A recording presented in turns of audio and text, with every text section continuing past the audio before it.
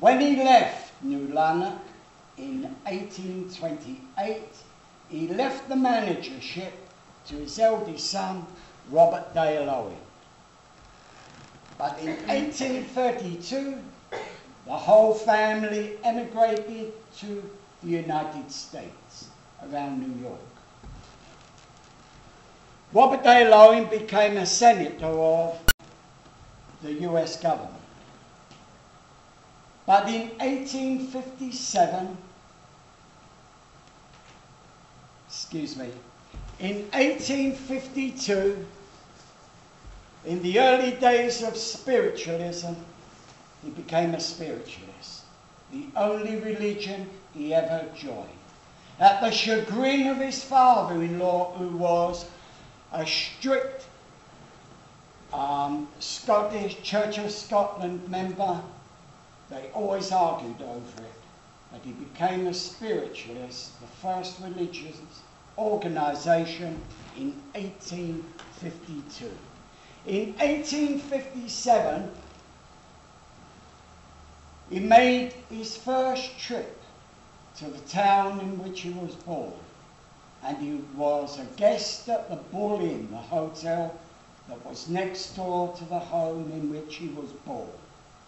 And it was there that he had a heart attack and passed into spirit. In New York, at 37th Street, Manhattan, during the American Civil War, in the winter season of the open house, there was an open house held by Mrs. Leah Fox Underhill. Leah Fox was one of the 3 Fox sisters that created the birth of modern spiritualism. With her husband, at the end of the open house, the privileged guest, I wasn't included, they held a dinner. One of the guests at this dinner was Emma Harding, a very famous, prominent medium. Unfortunately, like myself, she came from the East End of London and was born there in 1823, before my time. Another guest was Robert Dale Owen. And it was suggested, I don't know if there was any beer there, but it was suggested, well, they're spiritualists, they wouldn't drink it. It was suggested that Emma, who went to the United States because she was a concert pianist and concert singer, was asked to play the piano. And everyone was aware of it because when Emma Harding played the piano, she went into trance. Emma Harding was Emma Harding at that time. She didn't become Mrs. Emma Harding Britton until she was 47 in 1870.